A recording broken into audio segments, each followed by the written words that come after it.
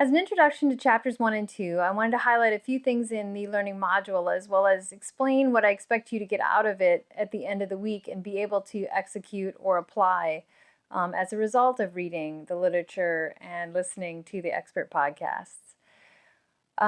First, I wanted to start on where to locate this information. So if you go down to learning week 1 learning unit, and this will come up and you have your objectives here, and notice that I've listed the Applog assignments, journal assignment, introduction video inventory. So really we connect those objectives to what we're actually doing in the unit. So there's a purpose for everything that we do. And I wanted to highlight that for you here as well as at the beginning of every unit. The introduction is obviously what we're doing here. The readings and podcasts are where you'll find all of the resources for your unit. So units 1 and 2.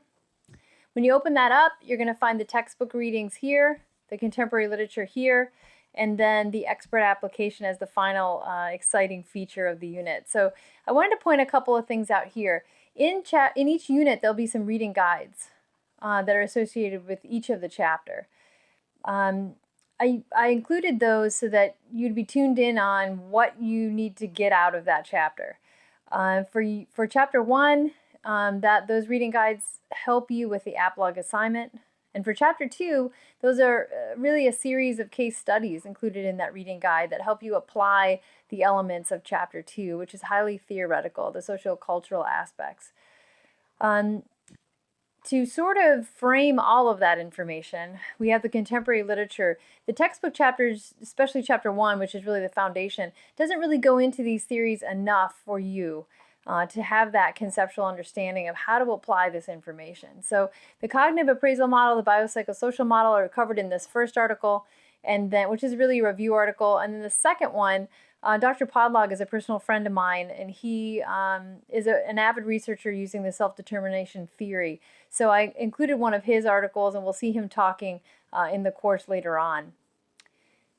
So make sure that you have a strong command of these. These 2 articles will be the foundation of your oral exam, which will happen in week 7 or 8 of the course. You'll need to be able to talk about one of these theories and really apply what you've learned through the readings in this course and through the activities in this course to patient care. The final aspect of Unit 1 is my favorite piece, and it's the interprofessional piece that will be woven throughout the course. In this case, it's Dr. Karen Rathgaber, and she's an occupational therapist who holds a PhD, and she's presenting an evidence-based practice piece on transition to work, which is very similar to transition to life, transition to play, across our professions.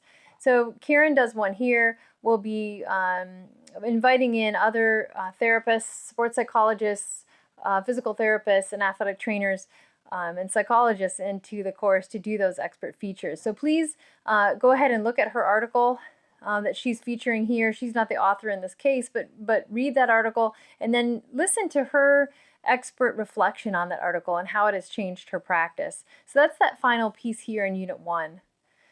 Again, reading guides for the textbook, the theoretical pieces. I'm going to try to keep your reading to a minimum as far as the extra contemporary literature. The textbook is very up to date, being a 2015 publication.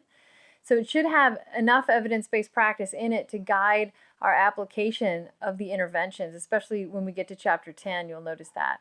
But if there are some pieces like these theoretical articles that you'll need, I'll include those as support articles to the textbook in this case. In the conclusion, at the end of the week, I'll be addressing the athlete insiders.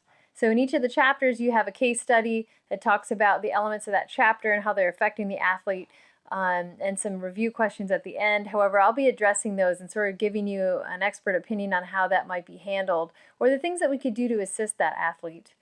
So that'll be in the conclusion of the chapter, and I'll just remind you of what you should be bringing forward into chapter 2 or into unit 2. Thanks. Have a good week.